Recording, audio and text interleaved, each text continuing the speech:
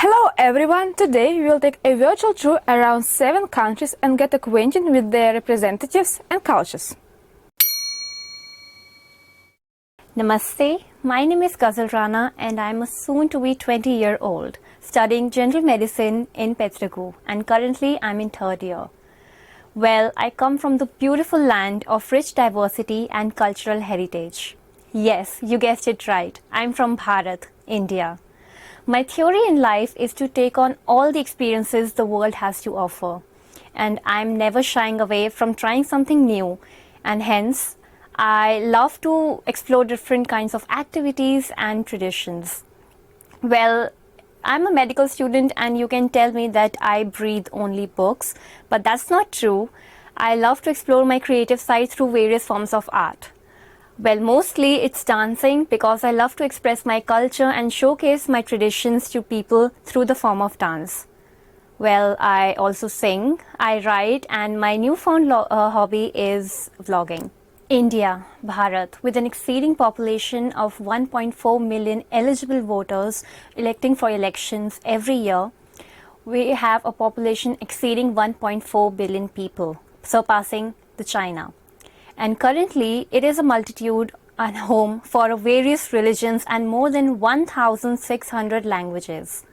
Now, India has a very rich cultural heritage and its geography varies around. It can be tropical weather in the south to temperate in the north, with lush green tropical forests in the south and Thar desert in the Rajasthan.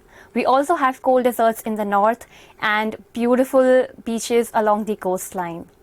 Well, India is the largest democracy in the world, as known by you all. And we love to celebrate all kinds of festivals, especially Diwali, which is celebrated with great enthusiasm all across the country. Diwali is also known as the Festival of Lights, representing the victory of good over the evil. Now, India is a home to a lot of different ancient architectures and temples. And as you guys may know about Taj Mahal, which is one of the 7 wonders of the world, and it is also a UNESCO World Heritage Site. India is also home to one of the most ancient and oldest civilization, the Nalanda University, which was built in the 5th century. And it is one of the most popular universities for the ancient students all across the globe. Now, Indian people are firm believer of 2 things, Vasudeva Kutumbakam and Atithi Devo Bhava, which literally translates from Sanskrit that the world is one family and the guests are equivalent to God.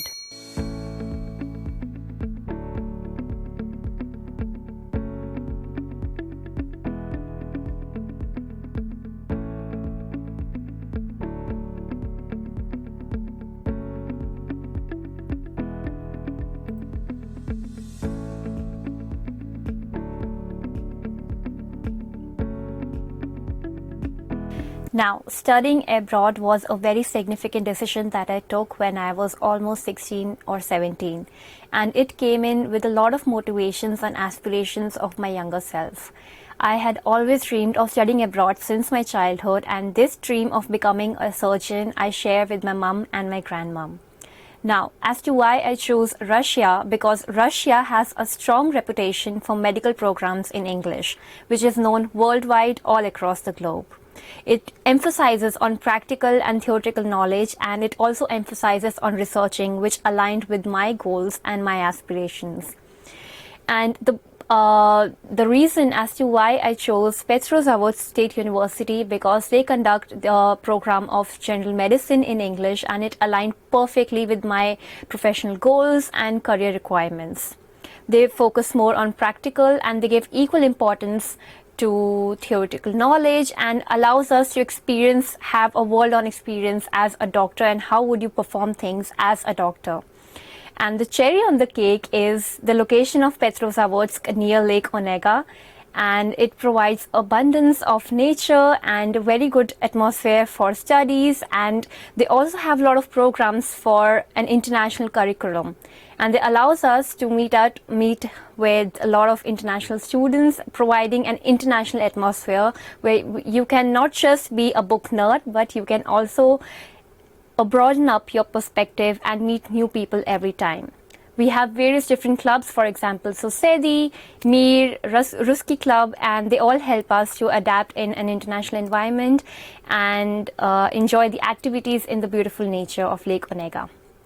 Now I remember when I first landed in Moscow, all I could see and all I could feel, my first impression was Russia was that it is cold, and by cold I mean it's freezing cold. All I could see was snow all around on the streets, on the buildings, and for one moment I was confused that if I'm living in a cloud or is there snow all around me. However, the people of Russia, the locals, were very warm and very kind. They were so helpful. I remember that I had 3 huge bags of 25 kgs each, and it was very difficult for me to carry them and travel with them. But these good gentleman, he was really kind to help me, and he helped me all along through the train. Now, I have had multiple occasions where the local people would come and approach me and were so curious and intrigued about my origin, about my ethnicity, about my country. And when they knew that I was from India, they would get so happy and get even more welcoming and warm. And they would tell me information they knew about India. For example, a famous Bollywood star or a famous Indian movie, or they may even name some cities and some actors in general. And I would get really happy. And coming to Russia was with a sense of excitement and adventure, because it was the first time that I was actually traveling abroad, especially for education, and it was more of like an adventure, and it was actually a really nice experience meeting with people. And Russia is cold. Now, Russia and India are very two different countries in various aspects. The first off is weather. While Russia is a country which experiences mostly cold weather, particularly harsh winter conditions for 10 months in a year, and experience only, I think, a couple of months of summers. Whereas in India, we have 5 different distinct seasons with a particular distinct monsoon season. India has a more of diverse weather, where we have tropical weather in the south and it's more temperate in the north.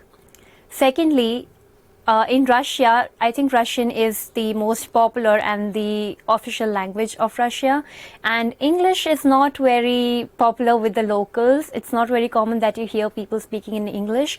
But in India, even though we have more than 1600 different languages, we have 22 official languages, out of which Hindi and English is the most widely spoken languages in India. However, we don't have any national language in India. We just have 2 official languages, Hindi and English.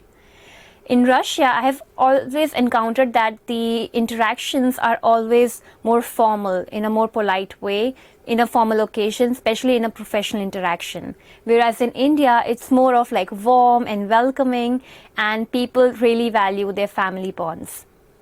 Now, cuisine has to be one of the top difference between Russia and India, because in Russia, I have encountered that the meals are fairly simple. For example, lightly or very minimally seasoned meat along with some bread, eggs, or some rice along with some soup. Whereas in India, flavors and spices play a major role. In India, you will always encounter food with a lot of different spices and different varieties, and mostly it's easy for you to find vegetarian and vegan recipes and dishes in India, because most of the people in India are vegetarian and vegan, whereas it was difficult for me to find vegetarian dishes in Russia. Now, all these differences account for different identities, and these are the key points which makes these two countries different.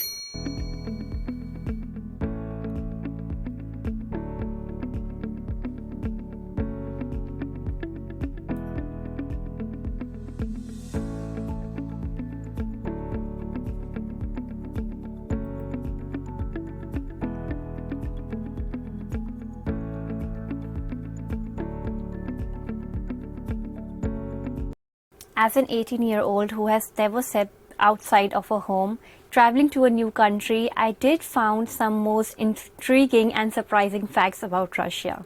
First, the tea or the chai. Now, chai is very popular in Russia, and it is comparatively safe to say that chai, as much as Russian people love, Indian people love with the bottom of their heart. I have found many occasions where I have seen myself bonding over people with a cup of tea. and chai is, I think, one of the most prominent symbols of India and Russia. Now, I've seen that Russian people are really obsessed with their berries and flowers. Whether it's an occasion, it's a birthday, or if there's anything special to celebrate, Russian people love to celebrate anything and everything with flowers. However, in India, it is quite the same, but instead of flowers, we prefer sweets. However, the flowers in India are used and confined more towards decoration. We love to celebrate anything and everything with sweets, especially Indian sweets. Now, I know I studied in my school that Russia is a really big and vast country and they have 11 different time zones, whereas in India, we have only one. Now, studying something and actually experiencing these different time zones were really interesting and surprising for me. And also the concept of white nights, Belaya Noche, in summers and dark days during winters was quite a new and fascinating thing for me. Now, the more I tried Russian cuisine, the more I realized that the Russian cuisine is very carefully, systematically designed in order keeping in mind the weather the people face. Now, I have found most of the dishes in Russian cuisine involves meat, chicken, eggs, bread, and including a lot of fat, oil, butter, along with rich aromatics and hot dishes, because people need to face really harsh and cold climate. Now, I've tried quite a few of dishes in Russia. The first one was borscht with beetroot. I couldn't try the original one because of cultural issues, but I really liked it, and it was a mix of sour, sweet, and savory, and it really appealed my taste buds. I also tried the kalitka, which is made with potatoes, and I really enjoyed it. And if I had to talk about my most favorite, I would say that it's blini, the Russian pancakes served with sweet condensed milk along with some strawberries and bananas. And I have a sweet tooth, and I think blini stands out to me because of its simplicity.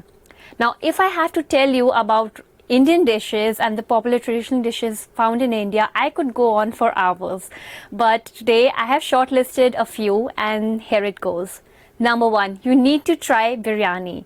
Biryani is a traditional dish made up of rice along with some sort of meat, chicken, fish, or if there's vegetarian, you can even have cottage cheese or vegetables. And it is made with rich aromatic fragrances, and each state in India has its own unique version and take on it. Secondly, you can also try samosa, which is popular real across the country. It is a savory pastry which is fried and contains spicy potatoes along with some peas, and people really enjoy it with a cup of tea. Third, you should try golgappa / pani puri / puchka. Now, this dish has n number of names, but all the people, everybody loves it the same way. It's a ball of puri. It's like a ball in which you fill some masala, some spices, and it's like a burst of flavors in your mouth with tamarind water.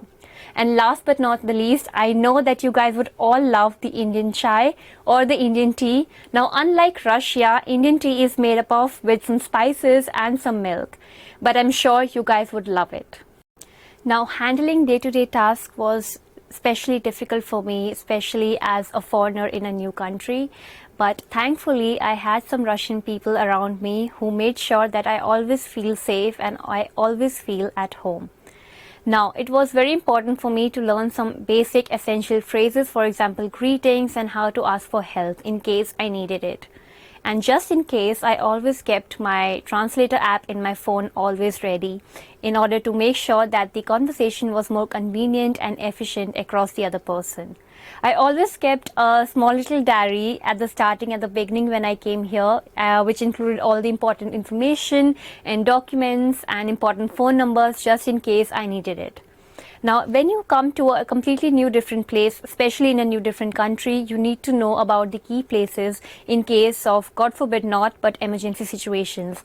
For example, hospital, police station, and embassy. Now, initially, I was a bit hesitant to ask the local people for help, but they have proved me wrong. They have always helped me so much, and they were always patient and kind enough to help me and listen to me. Even though I made some mistakes in Russian, but they were always kind to be patient, and they always heard me out. And I'm really thankful for such people around me. Absolutely. I think studying abroad, maybe Russia or any other country, is a very important decision. And you need to have a clear mind and clarity about what you aspire, your dreams and aspirations, in terms of your personal growth, personal achievement, professional growth, career goals, or the personality you desire to be. Now, what I suggest is that I believe that 20s, the age group of 20s, is the period where you can experience exponential growth, and this is the time where you learn the most. And everybody, each youngster should try to utilize this time as much as possible. I always advise my fellow peers and everybody that people should be resilient and resilient enough to put in hard work, resilient enough to be the best version of themselves, resilient enough to be passionate about things they love to do. Because I believe that the only limit in your life is your mind. Conquer it and the universe is yours.